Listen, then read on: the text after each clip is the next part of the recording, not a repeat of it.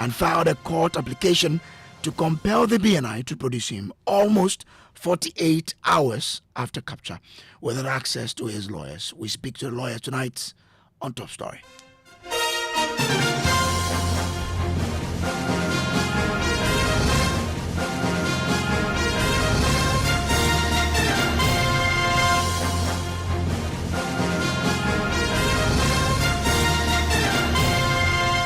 Well, Top Story, as always, is brought to you by Telecel Connecting Energies, Holy Insecticide Spray and Coil. Enjoy Holy Sleep, and also by Shield Pension Trust, into the future with you. My name is Samuel Kojo Brace. Now, former Chief Executive Officer of the Buffer Stock Company, Hanan Abdul Wahab's lawyers say armed BNI officers arrested him, blocked his lawyers, and said they had, quote, orders from above, unquote. 48 hours on, they filed to force BNI to produce him in court. In a fresh application filed this afternoon, the lawyers allege the decision for Hanan not to have access to his lawyers started at the airport when he was arrested. The lawyers allege that officers refused to speak to Mr. Hanan's lawyer, Godfrey Yeboah-Dame, over the telephone, or even at his request. We'll go on to phone shortly, but first let's get more on this fresh application with our court correspondent Fatau Bayaga, who has been monitoring this and joins me in studio. Fatau, so what more has the lawyers been saying in the affidavit? But according to the application cited by Joy News, Hanan Abdul Wahab was granted permission to travel to London to seek medical treatment for a distressing eye condition that was severely affecting his daily activities. However, he was allegedly arrested on July 4 by heavily armed men at the Accra International Airport. The document says upon completion of all pre-departure formalities, the applicant was waiting to board his flight when he was confronted by heavily armed men who identified themselves as working for the BNI, and that the applicant was forcibly arrested by these heavily armed men. Brace, the application further claimed that he was not informed of the reasons for his arrest, nor was he informed of his rights, including his right to counsel as required by Article 14 of the Constitution. And Brace, more striking, according to the lawyers, the applicant placed a quick telephone call to his lawyer, Godfrey Yeboah-Dame, who requested to speak with the heavily armed men. However, they refused to speak with the applicant's lawyer, stating that they were there to carry out the instructions of their superiors to arrest the applicant and not to speak with any lawyer. Brace, the lawyers also argue that the applicant's continued detention is unlawful, unconstitutional, and infringes on his fundamental human rights, including his right to personal liberty, dignity, and access to counsel for his choice. And then it ends by saying that the lawyers are therefore praying the court for an order of habeas corpus, directing the respondents to produce before the court the body of the applicant, Hanan Abdul Wahab, who has been held in custody at the BNI since his arrest on July 4, 2025, in what they describe as a violation of his fundamental human rights. Somewhere in the application, you read a wife say she prepared breakfast trying to get it to the husband, Absolutely. but she was denied. Absolutely. That was what the wife said in that particular application now, which is now before the Accra High Court. In fact, she's been given a blow-by-blow account of all the things that have happened since Hanan went to the airport and how he was approached, before he was, arrested and all of that, and attempts to get his legal team to speak with these armed men. They declined to, engage him and during that particular moment. Interesting. Okay.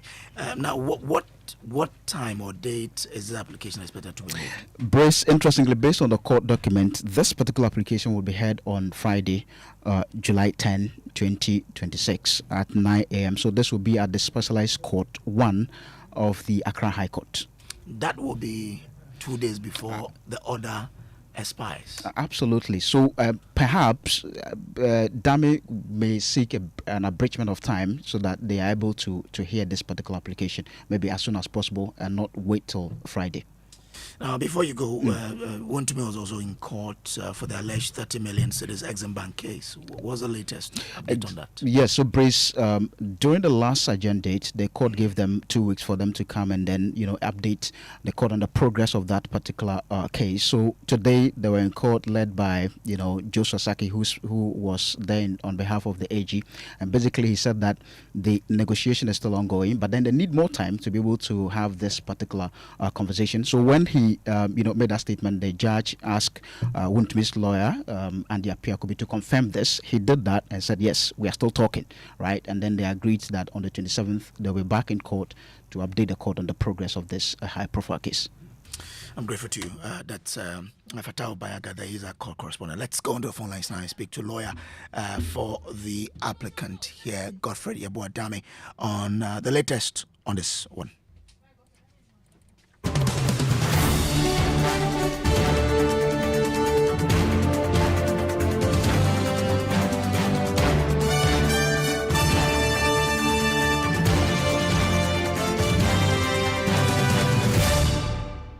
All right. Let me now rather start with Justice Abdullah, who is a private legal practitioner, circumstances surrounding this particular move. Justice, I'm grateful to you for joining us here on Top Story. Now, from a legal standpoint, what is a writ of habeas corpus and under what circumstances will a court grant such an application? Thank you for being here for the purpose of educating ourselves. A writ of habeas corpus, as lawyers would always call it, is a writ that literally means that bring the person, the personality, or the body of the person who has been arrested and who, for whatever reason. So typically, the circumstances that used to a lawyer bringing such applications, he has limited access to his client, or sometimes knowing where the client is, and bring an action against the state, and the court would order the state to produce the person, but literally we call it the body of the person, to be produced, and then normally be admitted to bail. So it is not just producing him before the public and then simply just asking him to go back to custody. It is to bring him with the hope and expectation that he'll be admitted to bail and then be able to see his family and talk to his lawyers and prepare for whatever charges that might have been preferred against him, if any. And so this is how the writ of habeas corpus come into the picture whenever you hear or see one being advocated for by any lawyer. But there seem to be one too many people being arrested and being denied access to a lawyer. Now, what constitutional right accrue to a person immediately upon arrest in Ghana, particularly regarding access to legal counsel and communication with family? I need to say without any shred of doubts or in the minds of anyone that any unlawful arrests, any arrest, in fact, any arrest, whatever the nature of the arrest may be, that does not culminate into the admission of that person into a bail, or that does not give access to that person to a counsel of his choice, and informing his family members and all, and being able to communicate with his family in particular and his lawyers, is an unlawful exercise of the authority granted whoever is effecting the arrest. I also need to insist on this, that indeed our security agencies have been the biggest abusers of this constitutional right of the Ghanaian, and this is not limited to the police. The DNI, the national security, they are the biggest abusers of our constitutional rights in this country, and it's been one too many, and it didn't start from today. It is as though it is part of the culture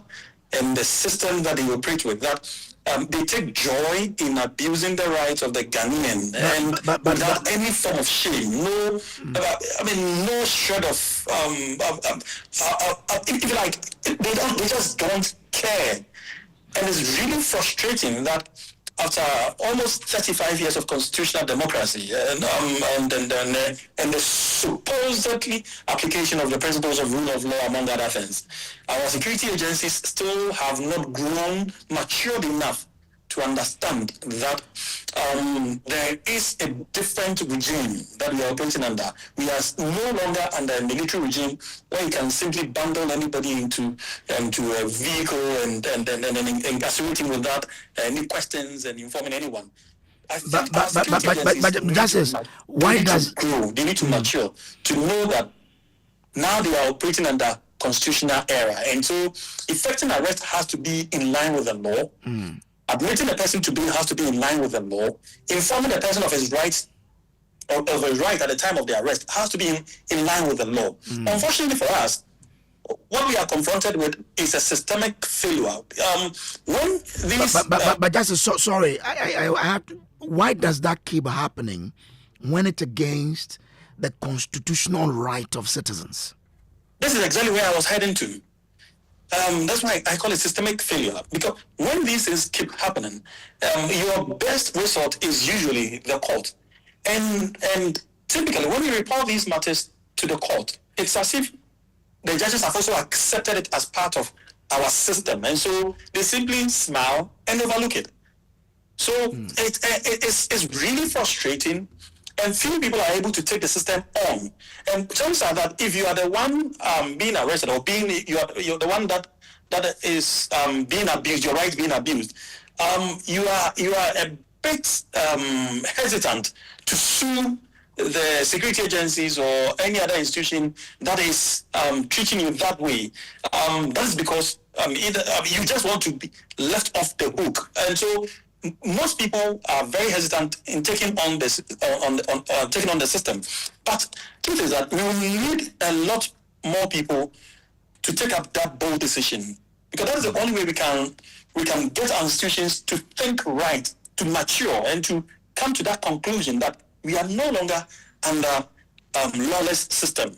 We are now under a constitutional democracy, and so things must be done in accordance with the law, not in accordance with who holds the power, who wields the biggest power. That is a thing of the past, and we need to grow up to that reality. So just to clarify, you're saying that no special circumstance should afford these security operatives to keep someone away from his lawyers and family?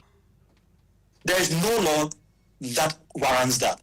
There's absolutely no law. Indeed, any law that seeks to prevent that would rather be an unconstitutional provision in any law. And it doesn't exist actually at this point. But if anybody would want to make you believe that anything like that exists, tell him I said that is an unconstitutional law. It doesn't work.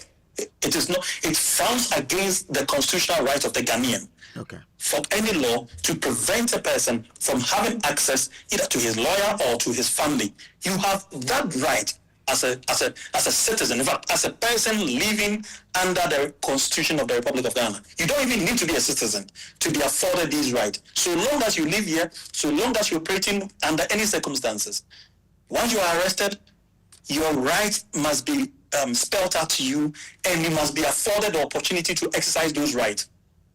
Okay. Now, the lawyers allege that the officers cited an order from above, justification for what they did. Legally, can an administrative or superior order override constitutional safeguards afforded to an arrested person, in this case, Hanan? Indeed, the only time anything close to that, and please mark my words, anything close to that can happen, will be an order from a court of law. And now, I said this with a caveat that even with that, a court will be mindful if there's a constitutional provision to the contrary. A court will be mindful of that provision, and so will not go contrary to the constitutional provision. And so chances are that there can never be anybody. I admit that some of these young men and women who are sent to effect arrest do not have any authority. That I admit. They don't have any authority, but they are not robots. This is what we need to let our security agencies to know. They are not robots. If you are sent to effect an arrest, it doesn't mean that you do not have brains. If you go effecting an arrest and there is a lawyer or even the family, the wife, the spouse, anyone of the person present, common sense will dictate that these persons should be informed. They should know that you are effecting an arrest of a person. It's a lawful arrest. You are taking him to a station A or B Any contact person that they may have to talk to in case of that is person A or B. Now, these are crucial to the extent that it avoids the possibility of being kidnapped. Otherwise, you can never tell the difference, you can never distinguish between kidnapping and an arrest. There's a clear distinction between these two. The difference is that one is regulated by law, one is under the shadow of darkness. If you cannot operate under one, then you are a kidnapper. And kidnappers must be treated in accordance with the law.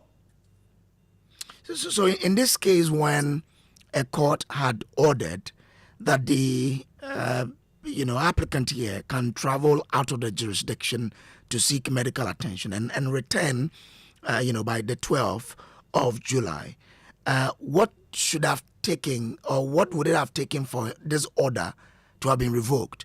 We saw the Attorney General, the Deputy Attorney General, write on Facebook that there was something that led to this arrest without a court order. Must that be the case, or it should have been by another court order, certainly as the previous one? So typically, this is what I read from what the Deputy Attorney General indicated, that he was arrested for trying to clear all the funds in his bank account. Now, I do not know whether I am right or wrong, but if that was the case, then I can understand that if there's an order freezing that account, you can never find a backdoor means to recover the monies that are allegedly frozen. That will be an unlawful exercise of a right.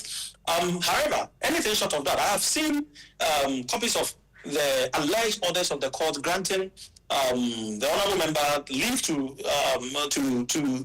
attend some medical health on the grounds of medical health and other things. And those ones you cannot arrest a person for attempting to leave when he has an express order of a court. That would be an unlawful exercise of whatever right the Attorney General or the arresting officers may have. It cannot be the case. Particularly when there is no pending application or no such order has been vacated by the court. You cannot arrest that person. But like I said, I am assuming that it is on the basis of the money that he's alleged to have been, that the suspect is alleged to have had issue with. If that is the case, it's a different conversation that we may have to have. Okay. But on the issue of leaving the jurisdiction, I think that unless the order, as we have seen, is not true, then of course we can understand that there may be an issue over there. Okay, all right. I'm grateful to you for joining us here, Justice Abdullah Esquire. For good and country always. He is a private legal practitioner. Let me now bring in Godfred Yabuadami, former Attorney General and lawyer for Hanan Abdul Wahab. Godfred, I'm grateful for joining us here. Now, first, it's almost 48 hours now. Have you finally seen your client, and what is his state now as we speak? In various attempts to see him, but also no avail. Since Saturday night, neither myself nor the wife of Hanan Abdul Wahab has been able to see Hanan. In fact, the two of us went to the BNI offices yesterday, the BNI headquarters, and were prevented from seeing him. We were told flatly that they did not work on Sunday. And the question I asked is that, so you can work on Sunday by keeping the accused person or the suspect in your custody, but you cannot work by granting him access to counsel. Be that as it may, today, the same situation continued. We made efforts to reach him, all to no avail. I really contacted the director of BNI. He's read my messages that I've sent to him. He has ignored my phone calls. He has not returned or replied any of my messages. I've been able to speak to the deputy director of BNI. I've pleaded with her just for me to have access to my client. And she told me, she had to receive orders from above. So we had to see our client. And my information is that he actually fell ill once again. His BP shot up and he was sent to the BNI clinic, I think yesterday evening or early this morning. So the question I ask you is, have you been able to find out from the Deputy Attorney General? Because he is the one who indicated that he's going to go to court on Monday to seek a variation of the court order. And he also indicated the reason for his arrest. And that reason clearly is unlawful because the reason does not exist. There was never any attempt by Hanan to withdraw funds from any account. In any event, what was the means of that attempt? You cannot withdraw money from an account without the issuance of a check or without the execution of a withdrawal note. He should exhibit to the whole nation the check that he claims Hanan signed, or there was an attempt without a check or a withdrawal note. I mean, the whole situation is just comical. It's just comical, and I say that it's so unwholesome for our democracy. It is the resort to shameful and inferior tactics. I'm surprised that Attorney General of the Republic will be sorting to these substandard strategies, very inferior tactics, to curtail the rights of an accused person, in favor of whom a court has granted an order permitting him to travel out of the jurisdiction. Mm-hmm. If the attorney was dissatisfied with the order, the recourse was just to appeal. He has failed to file an appeal. He has failed to apply for a stay of execution of the order. The order must be obeyed, but he is woefully supporting efforts to prevent an execution of the order. That's just substandard. And I'm surprised. You created an indication, over the weekend that you will file a contempt application against the Attorney General. Have you filed that against the BNI and the AG? Yes, sure. I mean, there are a series of actions that are open to us, and which, of course, will have full recourse to them. No, so have you filed? So the first step, hold on. Mm-hmm. The first step, which, of course, we've taken, is to ensure the liberty of our clients. That is most important than ensuring that the Attorney General and his deputy, as well as the director of BNI, are punished by way of contempt. So we filed the first application for the habeas corpus, which you made reference to, and that application, unfortunately, has been faced all the way for Friday.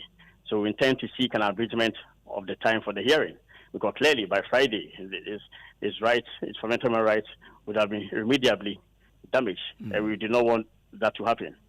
And the second option is also to, apart from that, even after Hanan has been released, to also file an application for the enforcement of his fundamental human rights to ensure that those who curtail his fundamental human rights actually pay damages for that. I think all these things must stop.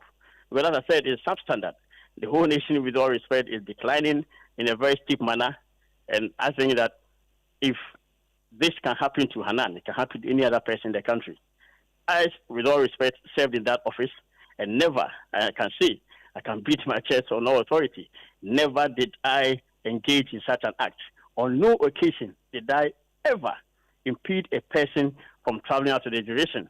Neither did I issue any order at all, curtailing any fundamental human rights of any citizen in the country. Never. I mean, are there anybody to produce evidence of an order that I issued to the police, OSP, BNI, Yoko, or any other law enforcement agency, directing them to curtail a person's fundamental rights? Never. You wouldn't find me, because it's not my nature. And there's no such record. And that is actually the record, I mean, the kind of situation that I'm used to, the healthy practice of law that I'm used to. I think that these things ought to stop. Okay. And yes, also a leader to the process of contempt, which of course is to ensure that those who directly engage in this unlawful act are also punished. And we also have recourse to that. Okay. All right. I'm grateful to you. And I think that it's also important to state that there's actually no basis for the arrest. So the arrest itself is unlawful. Yes, you cannot withdraw money from a frozen account. My understanding is that actually they sought to arraign him before court today, and they failed to do so because they are struggling with the offense. They are struggling with the specific offense to bring against him because there's no offense. And I'll not be surprised that, consistent with their nature, they release him in the dead of the night tonight. But that's what they want to do. That they want to run the full course of 48 hours and then release him, just like they did the previous time. And that is unwholesome. So you are suspecting that they'll just keep him and then release him for just to go? Yeah, of course. Otherwise, they will be in flagrant violation of the law, and the whole nation will be appalled. And I think in reaction to the public pressure, I know that they intend to do that, to release him in the dead of the night. And they do not, and they go to court tomorrow, well, we'll face them there. But I think that having been familiar with their strategies, that's what they seek to do. But there's no law, there's no plausible charge that they can bring against him. Okay. What is it? Falsely attempting to withdraw money from a frozen account. What is that? How could it have happened?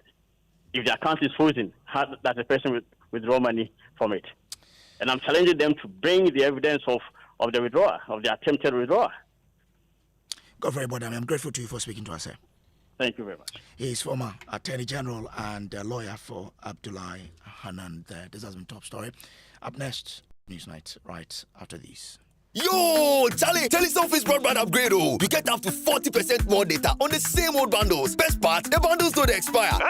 That's how we like it in the town. Yeah, from uncapped speeds to fixed line calls and flexible data moves that allows you to move data up to 4 devices. Telecel offers an unmatched band for fixed broadband solutions for every need. Telecel Fixed Broadband has got you. For your home or business, experience the true broadband difference with up to 40% more data on Telecel Fixed Broadband at the same price. Move your non-expiry data to up to 4 devices, get free fixed line calls and more tailored fixed broadband solutions for your home or business. Subscribe at www.telecel.com or download the Telecel Play app or visit a Telecel retail shop today. Telecel, connecting energies.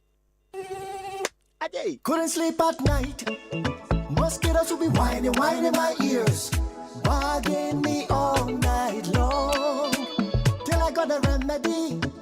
Now I'll be spraying them away with holy insecticide spray. Me I go spray them away with holy insecticide spray. When I sleep, me dana mata with holy insecticide spray. Holy mosquito coil, holy multi-purpose insecticide spray. Ghana Kron Kron. For bulk purchase, call 0302 681582. This advert is FDA approved. Son, we are so proud of you for setting up this hospital. I really love those hospital beds and waiting chairs. By the way, did you import them? No, Dad, I didn't. I actually got them from Kindle Books and Stationery right here in Ghana. Wow. We also bought our office supplies, safes, executive desks and chairs from Kingdom, and they gave us expert advice on how to set up our office. Guys, that makes 3 of us. I also got our sofa and bedroom sets, plus our dining hall furniture for our new home from Kingdom. Wow, Mom, that makes 4 of us. I usually get my stationery items from Kingdom, and my teacher also mentioned that our classroom furniture was provided by Kingdom. So there you have it. Whenever you're thinking about setting up an office or acquiring furniture for your home, etc., Kingdom Books and Stationery should be your first port of call. With over 40 years experience in the industry, we stock and supply a wide variety of globally sourced office and home furniture, stationery and equipment. Visit our head office, Takweje, Osu near the Osu Cemetery, Temania Community 4, Takoradi opposite Vijay Mays Plaza, Cape Coast University Bookshop, Spintex Road near Absa Bank, Atomic Center Point Mall, Winneba University Campus, KNUST, the University Bookshop, and Santasi in Kumasi. You can also visit our shop online, www.kingdomstoreonline.com. Hurry while stock lasts. For further inquiries, contact us on 050-162-0810 or 0302-764-101. Email info@kingdomgh.com. Kingdom Books and Stationery Limited, where quality and affordability is assured. Terms and conditions apply. You know that feeling. A hospital bill that arrives out of nowhere. A diagnosis you weren't prepared for. A system that seemed designed to confuse you and costs that keep climbing. And the stress of not knowing if you are protected. Eden isn't lost. Eden Care was created to give it back to you. Eden Care is health insurance made for everyday family life. With Eden Care, getting healthcare is easy and you are backed by a trusted insurance partner with years of experience. No confusing terms, just complete protection for your entire family. Step back into peace. Step into experience you can rely on. Reach out right now at 059-692-1844 and choose Eden Care today. Eden Care is brought to you by Acacia Health Insurance, a member of the Enterprise Group.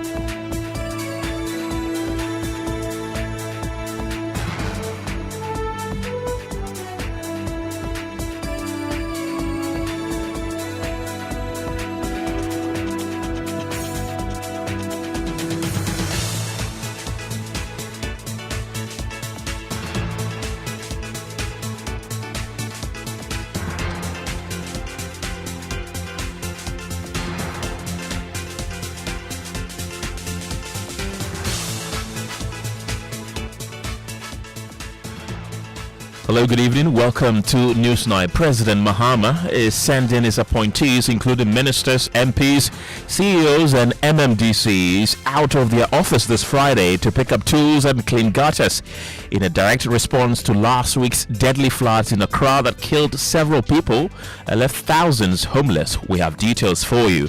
Also tonight, anger is boiling over in Obeye as road riddled with craters trap the West community in hours of gridlock, wreck cars and kill businesses. From my kind of blow to Amasama is very short distance. It's about 10 minutes drive. But due to the bad road, and when going to work, you get late. The road is extremely bad. Where I live, Accra, it's even worse. When you wake up early in the morning, you want to go to Accra, you will stand on the road without getting a car because of the road. So you will be late. We speak to the MC of the area about the situation. Coming up in business. Government rules out immediate fundraising from international market over the expected credit ratings review due to the fresh Eurobond payment. And later in sports, build a younger team and fix Ghana football. Ghanaians demand sweeping reforms after Black Stars World Cup round 32 exit. Last time performance, poor, bad. Like if something's about poor and bad, like I'll do it. Poor my boy. You should collapse GFA. Yenya free kick bia, wo strike and now go to. Yenya kwana strike and now go to one inch go no. The latest of these and many other stories are coming up in the next 60 minutes. Feel free to be a part of the show by sending us a WhatsApp on 055 11 11 997. My name is Kenneth. Gyasi. My name is Gemma. Appiah. Details shortly.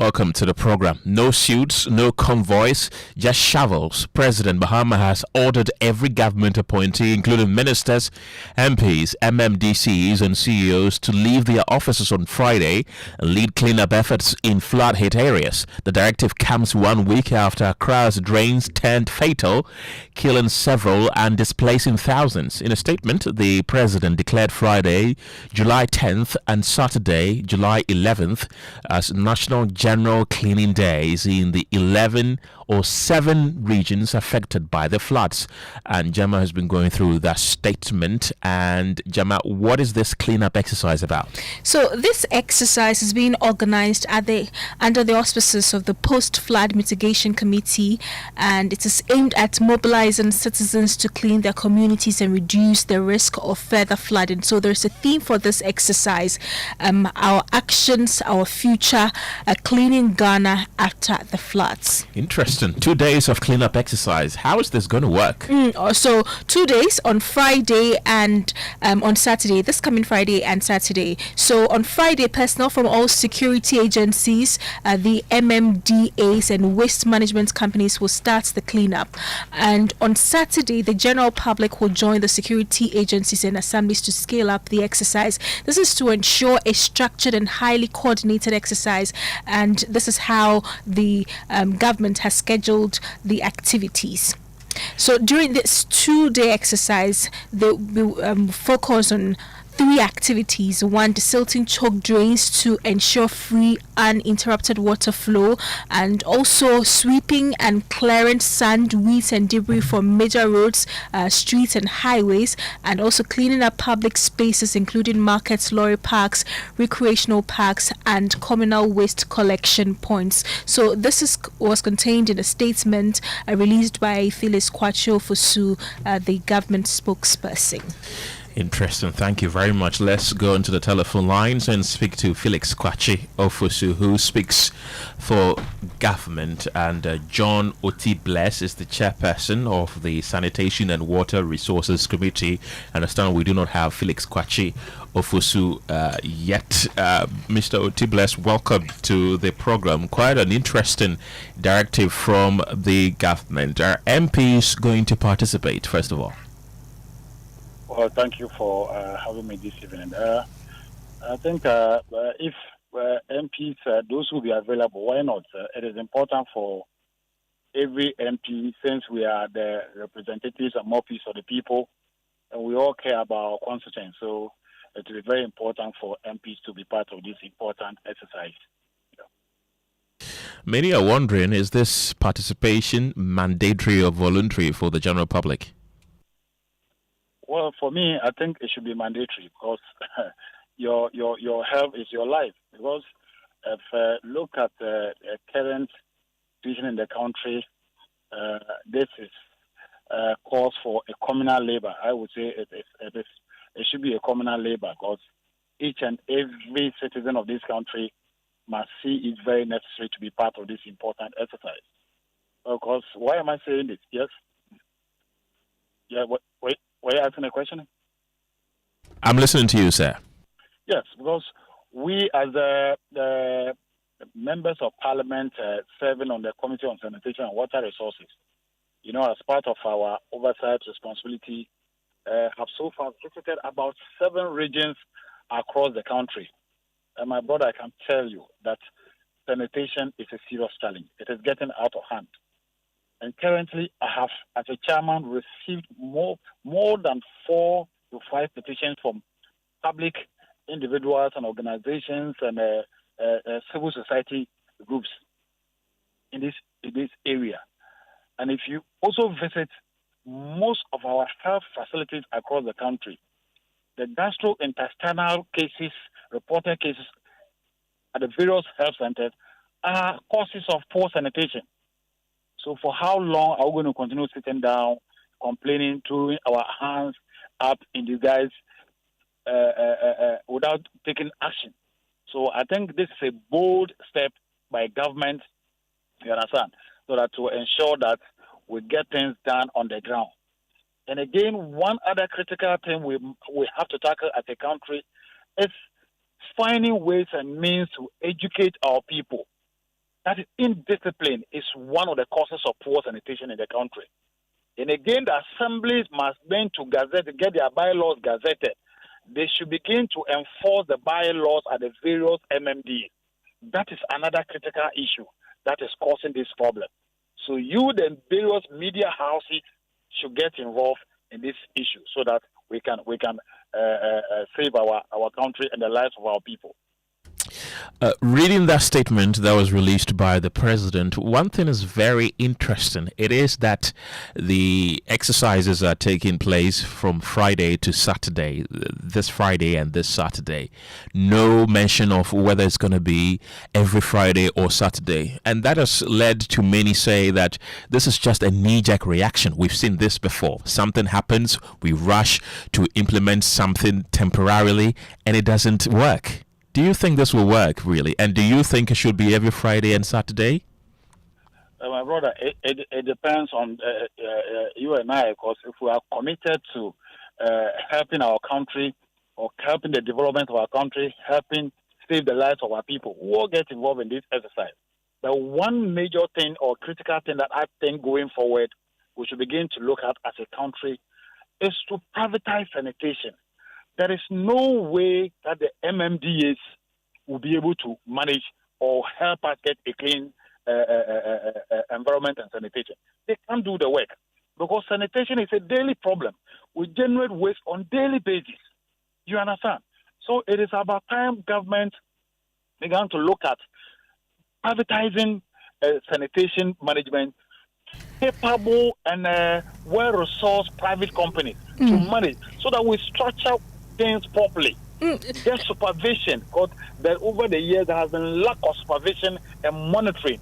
You understand? That is what has hindered our inability to achieve our target as far as these sanitation issues are concerned. Mr. Otibles, from what you are saying, then this 2-day exercise will not yield any concrete results.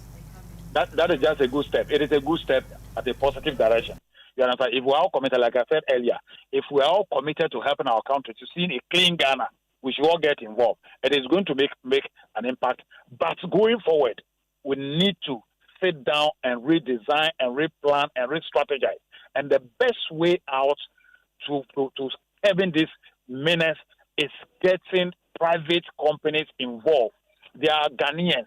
They are our own people. If there are flaws, let's correct them and put them on track. And again, look, environmental health officers, over the years, we have thousands of environmental health graduates who have finished school and are sitting at home. You go to the various MMDAs. Every MMDA is not supposed to have less than 10 environmental health officers monitoring and seeing to the cleaning of the various areas in their municipal and metropolitan assemblies. But go to an assembly, you see less than 3 environmental health officers.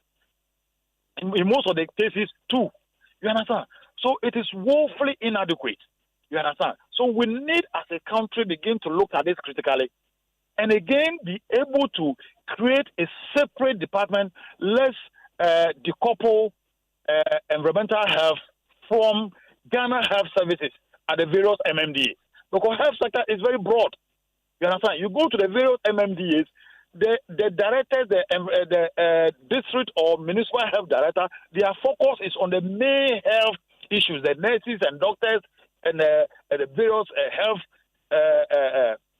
facilities. They do not care about environmental health. So why don't you have a separate department, decouple and have a separate department for environmental health, so that we can resource them, so that to have more or full focus on the subject matter. Are you by any chance, I get the point you're making, but are you by any chance saying that the government's decision to discontinue the contract with Zoom Lion was ill-informed and was not in the right direction? Well, but if you ask me, I think that is so. Because one of the critical areas we all agreed that it should be cancelled is the YEA, because there were a lot of issues of corruption and scandals surrounding it. You understand? My committee went round, and in our recommendation, we recommended that government should not continue with the YEA. But looking at things, my sister, it is important, very, very important, to engage capable and resource private individuals to manage sanitation. If not, I won't get anywhere. The assemblies, there is no way the MMDAs can help this country manage sanitation issues. Never. Or we have gone around, we went around, like I said, 7 regions, and we saw things for ourselves. Okay. John Otibless, thank you very much. He's the chairman of the Sanitation and Water Resources Committee in Parliament.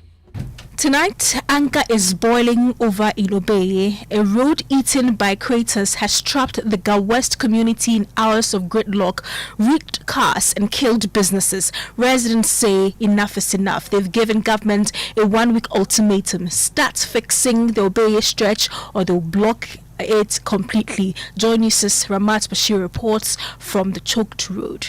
Our road! Face our road! Face our road! Face our road! Cars, taxis, and heavy-duty trucks bounce violently over the broken surface, their wheels dropping deep into potholes before crashing back onto the road. Commercial drivers say the poor state of the road is affecting transportation and damaging their systems.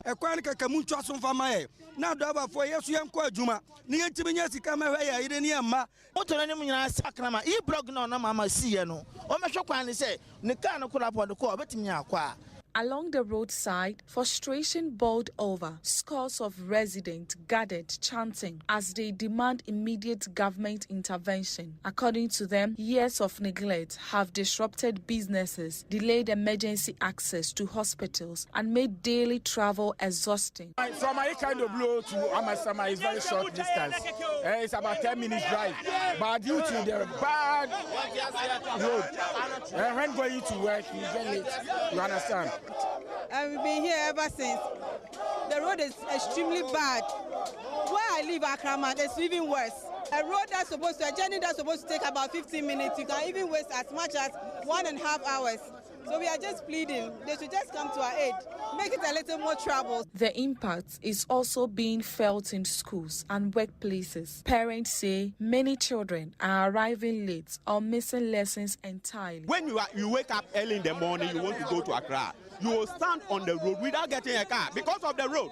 So you will be late. Every blessed day you will be late in school and work. And school, students also the same thing. So the government have to call the contractor to come and make our road. These 4 kids, they are in the car. They woke up around 4 o'clock and we said we won't go. And we are returning back home. You said you won't agree. Kind of thing. It will make you lose your lesson. Sometimes they take out some of our marks. With a 1-week deadline now set, all eyes will be on government to see if work begins or whether these residents return to the streets with even bigger demonstration and a complete blockade of the road. Here in Amasamai, I am Ramat Bashir for Joy News. That's Ramat Bashir's report, and we tried reaching the MC for the area, John Desmond Soa, for some reaction on this, but we have largely been unsuccessful. Let's talk about sports, Gemma, because you know that the Black Stars of Ghana unfortunately exited the competition way early, and their exit from the FIFA World Cup has triggered a wave of criticism from Ghanaian football fans, with many calling for a major rebuild of the national team and reforms of the Ghana Football Association. Speaking in the aftermath of Ghana's elimination, several supporters described the team's campaign as disappointing despite moments of promise, insisting the country must now look to the future by investing in younger, talented players. We need to work on our football team, especially the leaders in front. There are better players that would have played better than those who are going to play. So they should look up to it, because we have young, talented players in Ghana which can play better, do better. And I think the senior men on board, they know what is going on, especially about Ghana football. They know everything. This is not first, this is not second. Last time performance, poor, bad. Like if something's about poor and bad, like I want to it. Boy, we should collapse GFA. GFA is our problem. Ghana, the Ghana major problem about our football now is GFA. So you should collapse GFA. Because if you watch the current team that we took to World Cup, if it's not GFA, they will perform well. And na enkoyi. Anzi yenye ya Ghana for they support but ye team na angasa na de nenye. We supported the team because we are Ghanaians, but the team was not good enough, especially Jordan Ayew. He has helped the nation before, but currently he's not good. How do you play 3 World Cups without a goal? Jordan wa boa o man pen. But say wo boa na wota mo twem wakwa World Cup 3 times. Won share 1 goal as a striker. Striker wo bobo yenya free kick bia wo striker na okotu. Yenya kwana striker na okotu. Hwan na nse goal no. That's quite interesting there. I mean, most people are not happy, especially with our lone striker, Jordan Ayew. That's a very abysmal World Cup performance, don't you think so? Yeah, we talked about the Black Stars way before the competition, and the fact that they were not really ready because we had only a coach a month to the competition.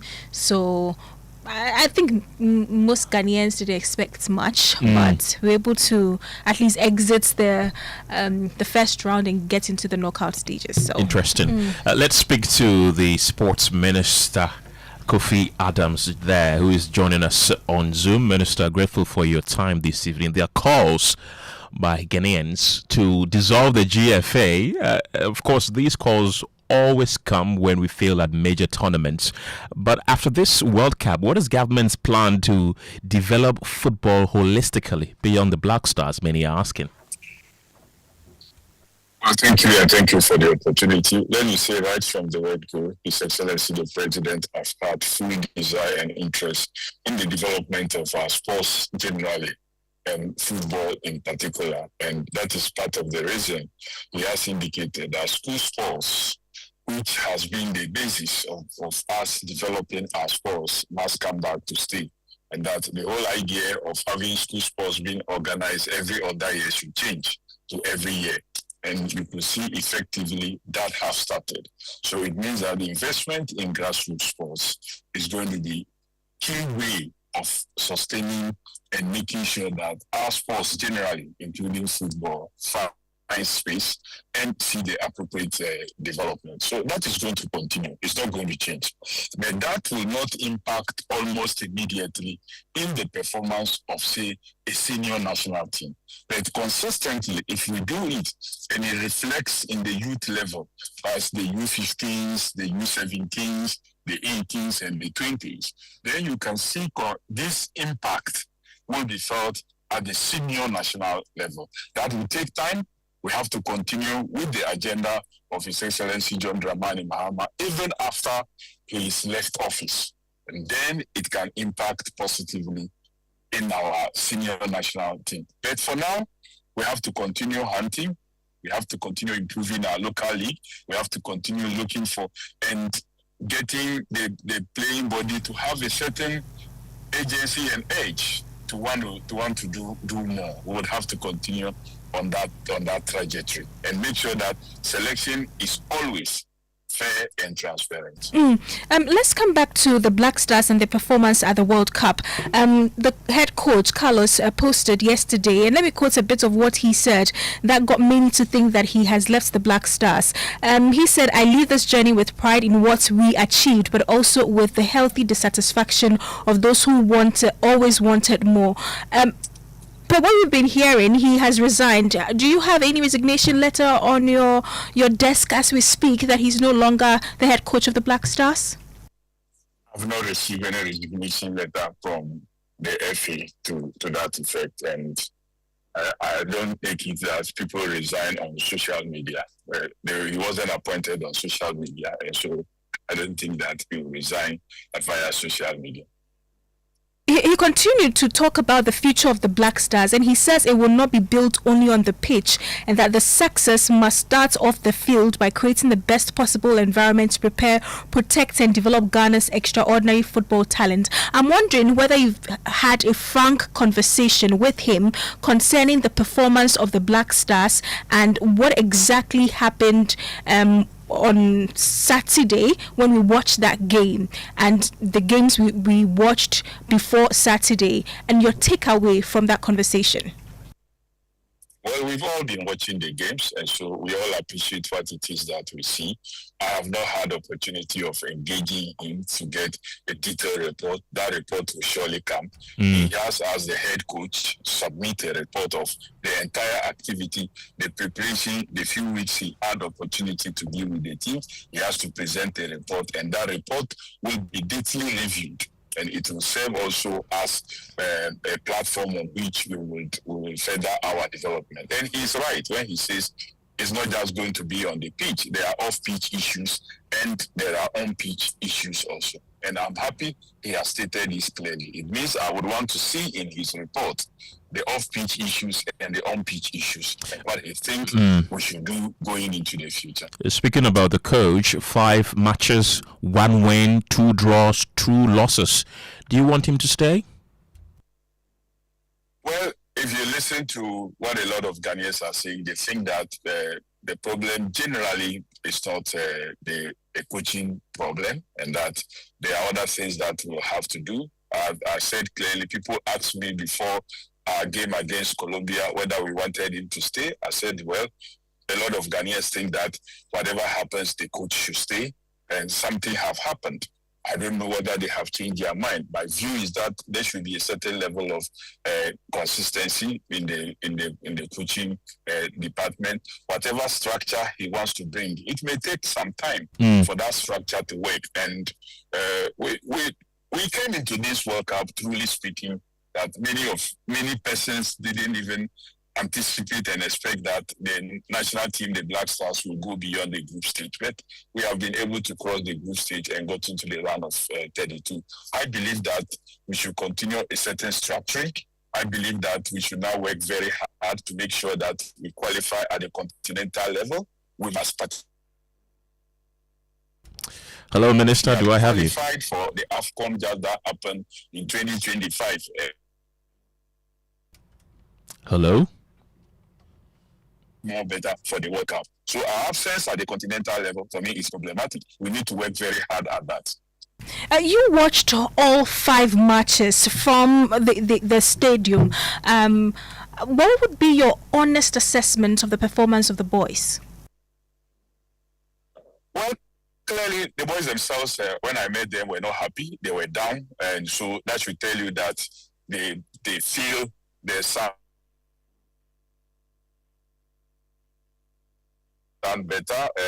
We had quite some deficit at the back because we just about the time the game started, not long after, we lost Senaya, who was our key.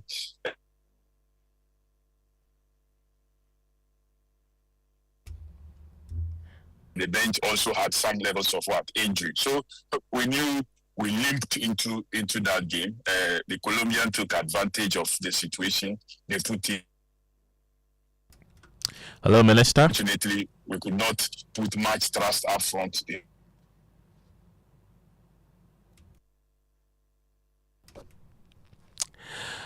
And to get to me. Minister, you said that you listen to Ghanaians a lot, and that Ghanaians say that the issue with the Black Stars is not a coaching problem. Well, Ghanaians that we've been speaking to also say that you, Kofi Adams, are not supposed to be the sports minister because you've not been impressive during your reign. They say that, for example, there are some players who are imposed on coaches that are picked for the Black Stars. There are some players who are talented. They are not called because they do not have any influence within the GFA and all that. What do you make of the sentiment of Ghanaians? Since the sentiment of Ghanaians is something you take very seriously. Who am I speaking to here? My name is Kenneth. That your minister for sports should be the one. Kenneth, are you suggesting that your minister for sports should be the one to select players for the Black Stars? Definitely not. I am sharing with you the sentiment of Ghanaians when we surveyed them. So when people tell you things that you know it should not be, you have a duty to help them also, because they have a right possibly to think that way. But you have a duty to let them know that the work of a minister is not to. The minister is to work with the FA to appoint a coach who has a responsibility to make sure he selects the players. That's why he's paid. That's why we have the FA there. That's why we have a coach. If we want the minister to select the players, then there should be no coach again. So the minister will select the players, and we don't have to pay a coach to do that. Okay, Minister Kofi Adams, thank you very much for your time this evening. He is the sports minister of Ghana. So tonight at 7 p.m., Spain is coming up against Portugal, and that will be live on Joy Prime and also live on Joy FM. So kindly stay on and watch the game or listen to the commentary on Joy FM. I can't wait for that game. Do you know why? Why? There's a certain imposter in one of the teams. He said he's a goat or something. I don't know. I'll be waiting to see. George, why are you giving me that face? What's wrong? I hope you're not talking about Ronaldo. Ronaldo. I don't know. What's his name? When you get to the knockout stage, I mean, players can lift up their games, and so maybe expect. But looking at the Spanish national team and how they played in the group stages, getting to here, I will pick the Spaniards to sail through. I won't talk about the goals here, but I think that they could go way to the finals. I mean, but never say never for the Portuguese. I think they are growing old. They're becoming old. Are you saying all the players or just one person? No, I mean one or two of them, not all of them. but individually they are very, very good players. Yes. I mean, don't take it away from them. But the Spaniard play with some fluidity. They are sharp, I think they are young. They can run, the rest. So I think that the odds are for them rather to win this match and go ahead, possibly to the finals. I actually want Portugal to qualify and perhaps maybe meet Argentina somewhere. I mean, you see, when it's getting to the semis, the quarter, you want some very strong teams to get in to challenge the the favorites. And I think that one of the teams that can give Argentina some good run for their money would be the French national team, as well as the Spanish national team as well. Not Portugal. So, not at all. Portugal. I mean, All right. Portugal led by see all the haters. a 47-year-old. I'm not a hater. I mean, well, the performance of the Cape Verde goalkeeper has shown you that sometimes age is not really a factor. Yeah. There have been players who have been old and they've come to tournament. You see, we shouldn't forget about Roger Miller, George, and when he actually went to the World Cup and what he did at the World Cup. So, George, we will debate this later. But in the meantime, let's do business. Well, in business, government rolls out immediate fundraising from international market over expected credit ratings review due to fresh Eurobond repayment. A Bank of Ghana reduces amount of dollars expected to be sold to the market this month to $1 billion through its Forex intermediation program. The business news on Newsnight is brought to you by MTN Business. Welcome to the new world of business. Kingdom Books and Stationery, your number one-stop shop for all your office essentials, center stands, and Pepsodent, Herbal, and Charcoal. Let's now settle for the details. Now, government has indicated that it has no immediate plans of turning to the international capital market to raise fresh funding. Now, there has been some push for the finance ministry to go this way based on the expected credit ratings review as a result of the fresh Eurobond repayment. But the Ministry of Finance says that it is not on the table for now. Tue Champon is a technical advisor to the Finance Minister, Dr. Atuforsen. So, as the minister has already communicated very clearly, we are not in a rush to go to the international capital market. What we would do is to do it in a time that is favorable to the country, at a time that you can get a good interest rate, at a time that, the story of Ghana and the turnaround that we're seeing in the economy, really drives down the yields and then the coupons that you eventually have to pay. So we are not in a rush, but we just want to tell the market that, yes, we are committed to honoring our obligations. Dr. Tue Champon is the technical advisor to the Finance Minister, Dr. Atuforsen. The Bank of Ghana is planning to sell some $1 billion to the market through its Forex intermediation program for this month. There is more in the following Business Desk report. The $1 billion that the Bank of Ghana is planning to sell to the commercial banks is slightly lower than the $1.2 billion that was sold in June this year. It remains unclear why the bank has reduced the auction target. However, market analysts believe the city's improved performance over the past 2 months might have been the major reason that influenced the decision. Data reviewed by Joy Business suggests the sustained pressure on the city during the first quarter of the year may be easing as demand for dollars begin to slow. Most businesses have already completed their major restocking for the year, while the new Bank of Ghana measures aimed at moderating dollar demand are also beginning to take effect. Analysts also expect lower global crude oil prices to reduce foreign exchange demand from the energy sector players, providing additional support for the local currency. Some market watchers have told Joy Business that they believe the city's woes are over. And that is a Business Desk report. In a separate development, the Monetary Policy Committee of the Bank of Ghana will begin its regular meeting to review development in the economy from July 20, 2026. Now, top on the agenda will be whether the current development in the economy warrants a reduction in the policy rate. It currently stands at 14%. Well, we'll know about the decision of the committee when they announce their results or after the meeting that is on July 22, 2026.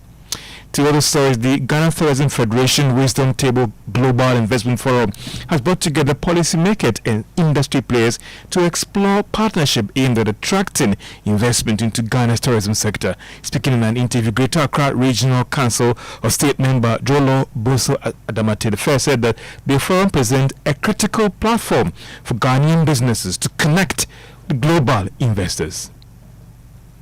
The kind of impact we're expecting is that those Ghanaian businesses that see opportunity or window of connection with those who are coming, we believe if they take advantage of this dialogue and they find a common ground, what I see is that it's going to create opportunities that to affect those who are even behind us. I consider this one of the most critical and important dialogue that will advance tourism and the various sectors where we believe we need growth and investment in. Jolo Boso Adamte, the first Greater Accra Regional Council of State member there. And that is all for business on Newsnight. Well, thank you very much, George. And in other stories this evening, the Ghana National Fire Service says last week's twin fire and flood incidents exposed major gaps in emergency response, with logistical constraints, inadequate resources, and flooded or impassable roads delaying access to emergency scenes. The comments come after last week's fire incident at the rubber market and flooding of major cities in the country's capital. Chief Executive or Chief Fire Officer of the Ghana National Fire Service, Daniela Mausi Into, has been speaking to Stephen Mensah.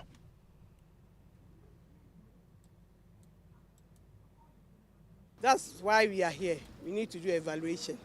At least I can say one or two. Because of the floods, the road accessibility was a problem, and the uniforms, the personnel too had challenges with the rains. Because as it was raining and we were putting off these fires and then the floods, we realized that we couldn't do as much as we felt. We did our best though, but with the challenges we need some logistics, of which that is why we are here to talk about it and see how best to work around it. I realized we did very well and it really helps the Ghanaian society. And I'm very grateful the Ghanaian society are trying to now see the good work that the fire service is doing. And we are very grateful. We need your support. When you come to the scenes, you are not enemies. We expect you to always support us as a people so that we can do whatever is expected of us. We are very happy to see some of these community people trying to assist in so many ways. That's the Chief Fire Officer, Daniela Mausi Into, who has also been proposing answers on how to reduce these incidents. We can listen to her again. The Chief Fire Officer, Daniela Mausi Into, has been talking about procuring some equipment and some engines for the Ghana National Fire Service. And she believes the procurement of these equipment will be critical in ensuring that there's quality service delivery by the service. The intervention, the logistics are numerous. But then so far so good. Very soon I'll be going outside with the team to inspect some engines, not only engines, other equipment that would benefit us. We've written our proposals and I think the government has done well. Next week they're about to be going to inspect those equipments. And when it's brought, I know we can do more than we are expected now. Let's go on to the telephone lines right now and speak to Vincent Opon Asamoah. He's the chairman of the Works and Housing Committee. Mr. Asamoah, welcome to the program. How far advanced are government's plans to prevent a recurrence of the casualties we recorded from the flooding incident last week? Yeah, good evening, my brother. Let me commend the fire service. So far, I think we have done well in spite of logistics challenge. And I believe that in 2027 budget, the government will have to make provision for retooling of the fire service and other institutions like the military when it comes to interventions that they embark on regularly. Everybody knows that they were willing to work, but the tools were just limited. And for far too long, we have neglected institutions like the fire service. So they deserve better. Yeah. And besides that, I also believe that if we were observed what occurred last week during the flooding, one major issue was the issue of sanitation, the filth that had engulfed the country as a result of people depositing waste everywhere. My major concern is those that have decided to build their tractors so close to the open bridge in Accra. We've spoken a lot, but look as if we are not taking any serious action. You know, we have lots of squatters that reside close to major drains in Accra. Door, and we know these kiosk cottages are called the kiosk estate. most of these are found along open drain. And if you go there, we don't have the sanitary facilities over there. We don't have containers. Even if our containers, you cannot even operate the container because there are no roads to those places. So the question we have to ask ourselves, their waste, where do they dump their waste? We don't have wash facilities, all those areas, but the MND is recognize them as part of them. They go there and whatever property rate that they have to go to take, they go there to take property rate. We all know that these people are sitting as quarters, creating a lot of problems. And evacuation of waste, especially those who use tricycle, most of them will just evacuate. When they get to places that are so dark, they'll get dumped in open drains and then they go away. And I believe that there's a lot that the MMDs are supposed to do. And I believe that the government should challenge the Minister of Local Government, especially the district and the metropolitan and district assemblies in Greater Accra. Because to me, there are issues that's supposed to be handled and handled very well. Besides the fact that people are built in unauthorized places, I also believe that the Ministry of Works and Housing also have stake in this. And I'm aware that the government is making, apart from the emergency provision that they made, there's going to be massive dredging all over the country, not only in Greater Accra, but other places where we also expect flooding to occur in terms of major roads. And they are going through the procurement process to do that, even though maybe late now, but it's still needed to open most of the drains. You know, the volume of water that we experience, most of the drains could not contain it. That is the more reason why, one of the reasons why we had that vaccinating effect. But going forward, I believe that within the medium term, we need to look at the Gary project because there are a lot of outstanding issues with the Gary project that have not been implemented. And I have said that the issue is not money because the World Bank money since 2019 was sitting in the account, but implementation was a challenge, especially the recommendation of putting a building in the reservoirs. Okay. And then if you look at the Paloma drain from Nima through Paloma, that's supposed to link up with the Ondo. They even awarded on contract. They paid mobilization of $2 million. And for almost 10 months, the money was sitting with the contractor. They are not even be able to go to site because, according to them, there were some squatters that they were supposed to clear. As a result of that, the projects are not taking off. For almost 10 months, and these people are taking $2 million from the state, yet they were not working. So the issue was not money. Okay. But there were a whole lot of the way Gary was implemented. It was poorly handled by the previous administration. And I believe that the current administration should have reviewed, terminated some of the contracts, and then we re-award for Ghanaians to at least have the benefit. I've heard people say that this money was swept away and those things. This money was taken in account for since 2019. Okay. They were not able to use it. The only major expense that they did was the COVID money that they took. The rest was sitting in the account because of the company that were awarded these people had one talent with performance, and also how they were able to win World Bank contracts. I think there are more answers for the answers we are getting. Right. Vincent Opon Asamoah, thank you very much. He's the chairman of the Works and Housing Committee. Due to the World Cup game that's coming up, we have to make way for the sports team. And as I mentioned earlier, Spain will be facing Portugal. There's an imposter there. I don't know who that is, but I don't know. Maybe that imposter might go home this evening. That's it for the news, though. But a few of the messages you've been sending to our WhatsApp platform. And Nana Ekuamua Boatin from Ablekuma Central says, I think the NDC has lost sight of the reasons they are in power. They have more vindictiveness and preoccupation daily. That's what preoccupies their mind.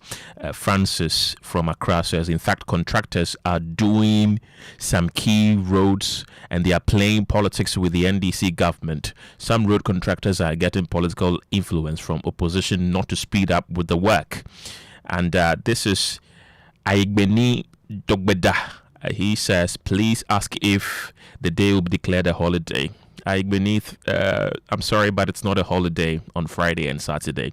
This is Ishmael from Ada, who says, I think we downplay the issue of waste management in this country. Bringing ministers and government appointees to clean it is not the best way. Samuel Amenakpo from Akachi says, national cleanup exercise after people have died. Mr. President, please be proactive instead of being reactive.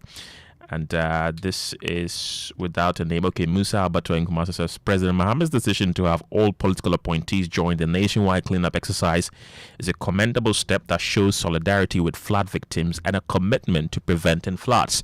Thank you very much for being a part of the show. My name is Kenneth. Gyasi. My name is Gemma Appiah. Don't forget to brush your teeth day and night with Pepsodent. Have a good evening.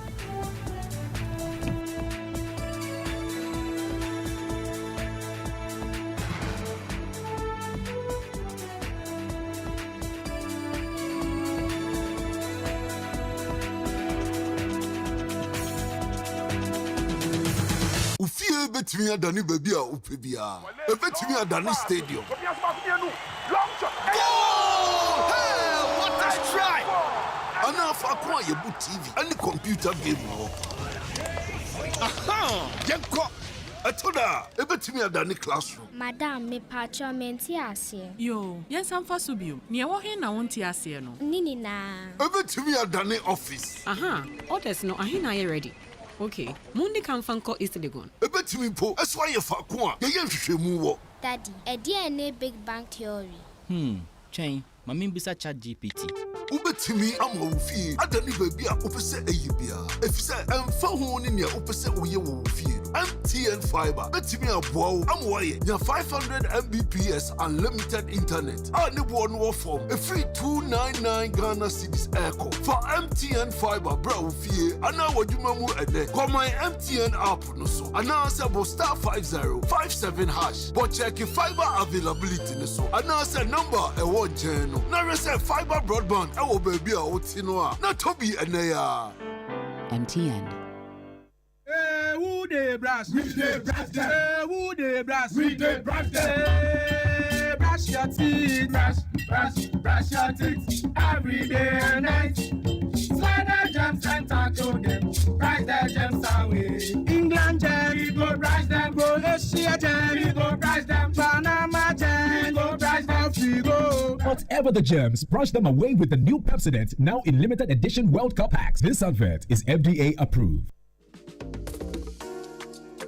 Eno, you know what our father left us when he died? Debts? He left us land, Eno. But Nanayo said the land is his. The court said, come back in 2031. Hey, that's not an inheritance. That's a curse, brother. Real Ejapade doesn't come with disputes. At Devtraco Woodlands, a 592-acre master plan gated city in Dawenya, your inheritance is waiting. Don't leave your children a court case. Leave them Devtraco Woodlands, the Ejapade they'll be proud of. Visit woodlands.devtracogroup.com. Call or WhatsApp us today on 0208-732-302. Kofi, I think we need to call them Devtraco Woodlands, where your roots run deep.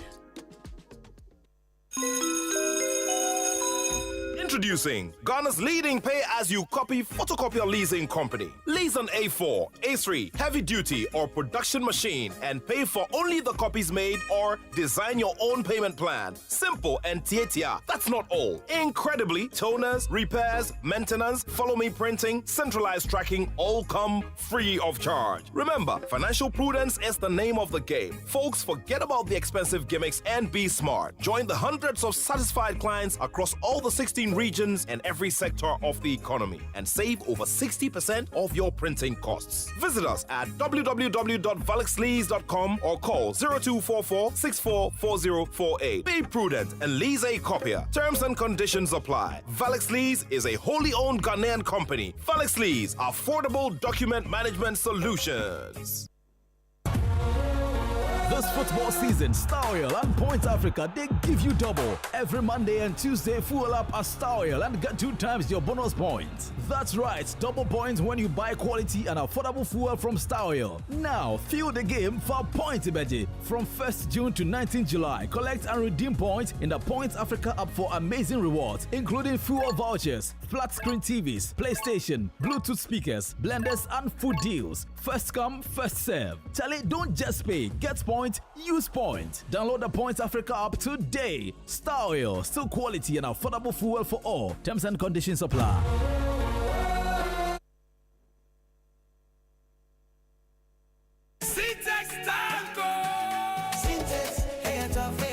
If you want quality, this be where you belong. Syntax, hey, it's a fair strong.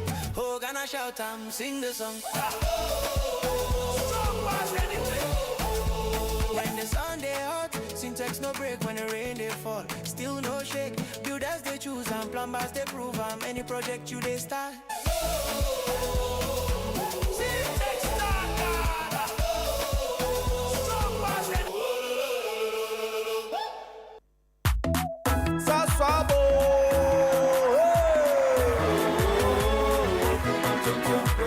Sasso, sasso, se come tonton precon. Sasso, sasso, se come tonton precon. Edwana drumming ya buseshe. Ya hakasia ne malaria.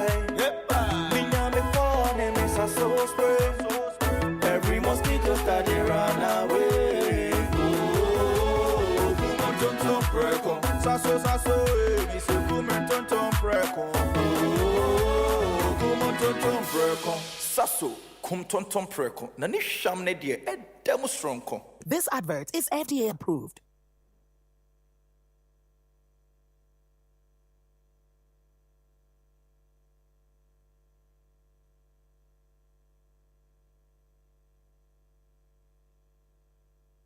Say donut, donut, donut, donut.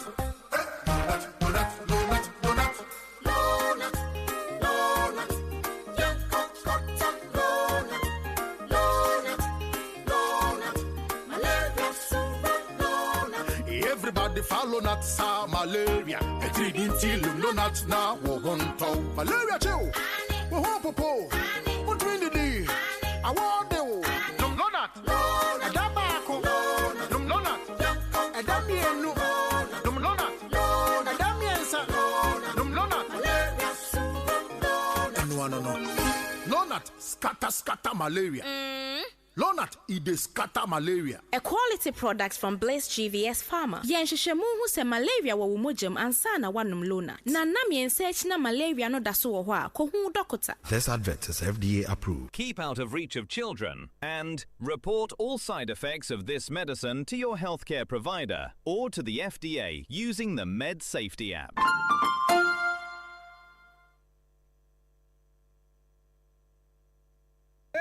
We dey brush them. Who dey brush? We dey brush them. Who dey brush? We dey brush them. Brush your teeth. Brush your teeth every day and night. After eating before bed, brush the germs away. The sugar germs, we go brush them. Fufu germs, we go brush them. Rice germs, we go brush them. We go. When it comes to your teeth, Funnel World Cup. Brush them twice daily with Pepsodent, now in limited edition packs. This advert is FDA approved. Ghana, Betano is here. Start strong with a welcome bonus up to 2,000 Ghana cedis. Register now at betano.com.gh. This advert has been vetted and approved by the Gaming Commission of Ghana. Gaming can be addictive, not for persons below 18 years. From the north, south, west, and to the east. See the fire in the street. Red, gold, green, head the rhythm, head the beat. Boots on the pitch, yeah, we carry all the dreams. One nation, one voice, one unstoppable team. We lighting up the sky. Black stars, hear the people cry.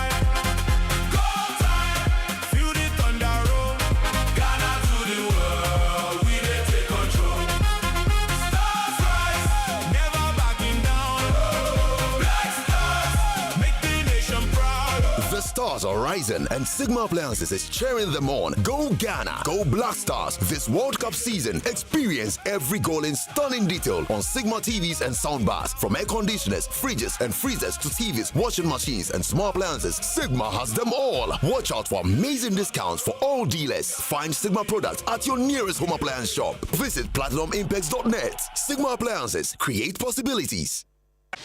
World Cup fever is here, and Universal Merchant Bank, the official banking partner of the GFA and the Ghana Black Stars, is probably back in the dreams of all Ghanaians with seamless banking services and opportunities. This World Cup season, as the Ghana Black Stars chase glory, you can win with UMB. Open a new UMB account or